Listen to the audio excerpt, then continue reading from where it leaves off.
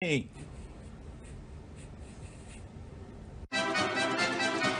Is Mike Tomlin right that roughing the passer penalties have become a joke? Is anyone out there disagreeing with this? I feel like this is a consensus opinion, even in sports commentary where everything is debated. Here's Mike Tomlin after the Steelers win big yesterday against the Falcons. We got to get better as a National Football League. Man, these penalties are costing people games and jobs. We got to get them correct. And so I'm pissed about it, to be quite honest with you. But that's all I'm going to say on it.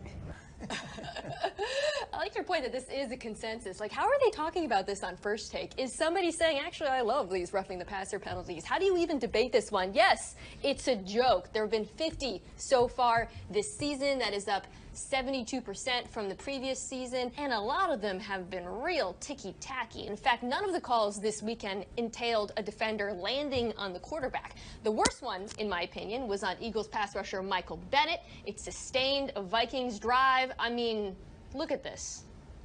Yeah, it's awful. You're not allowed to do anything other than hit him in the navel, so that's just legs. That's going down low. That's not roughing the passer. That's gently caressing him like a piece of fruit at the supermarket. Anyways, yes, this is a huge problem because if we see more calls like that, that's going to change games, it's going to change the way defensive play, and it's going to be a huge issue for the NFL. It's already changing games. I don't mean to analyze to death this Titans-Bills game that I would have been okay floating off into the sea, but in that game, Mariota was held up at the quarterback position, and the guy just let him go because he was afraid of hurting the quarterback and getting a call. Yeah. And, of course, the game still ended up 13-12 because you could give the Titans 50 plays like that, and that's what the score of the game would be. Maybe that's what they should do, right? Like offenses like the Titans and the Bills. It's like bumper bowling. Like, let them have the roughing the passer penalties, but not Patrick Mahomes. That's right. Don't give him any. He doesn't get any. Man. What's that? Did you smell that? No. What are we smelling? What are we smelling? I think that are the Falcons. Oh, it is the Falcons. Woo! Wow. I was wondering what that was. It was the Falcons. Wow. It was the Falcons. Could have been so many things.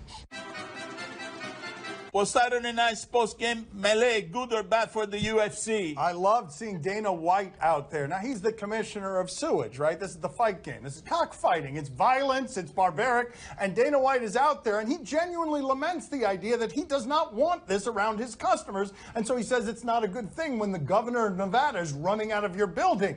But it is a good thing in this business where they traffic in the dirty and it's edgy. They've got a star problem. And Conor McGregor is now getting a rematch out of this that we're all going to watch because of how these guys dislike each other. Khabib is better than Conor McGregor, proved it on the night, and then was so rage-filled that he wanted to fight other people because he wasn't done with all of the fighting. That's good for the game because now Conor McGregor's a star, and so too is Khabib. Was this good for the UFC? Yes, I'm sure they were really upset that it was trending on Twitter and that Khabib's now a household name. Poor Dana White must have been really, really distraught that it's the day after an NFL Sunday and we're talking about the UFC. I do think that his concern and people in the industry, their concern over what happened was partly genuine, right? Which seems a little bit ridiculous from the outside because they'd spent months promoting a guy in Conor McGregor who had not only engaged in reckless violence before this, but had been saying terrible, bigoted things. It seems inevitable that something like this was going to happen. But in this world, there is a code, and Khabib did violate that code, which is why there was some pearl clutching about what went down. You know who is very happy about all this controversy? Who's that? Conor McGregor. Everybody forgot that he got his kicked. I'm talking about him. Yeah. How bad he looked. Type of He tapped out. He tapped out. We're not talking about that. So true. Coming up next on my son's TV show. So yesterday, it was third quarter. The Raiders were down 17. They were at the 1 yard line, and this happens. Flashbacks for Mina. Flashbacks for Mina. Well, that running back's Marshawn Lynch. Funny that you should say that because... Oh. Tell me this is hockey. Is this hockey? I saw something in hockey here. Is this a goal right here? Look at this. You tell me it should be a goal. Not too sure where it is. It's in his pants.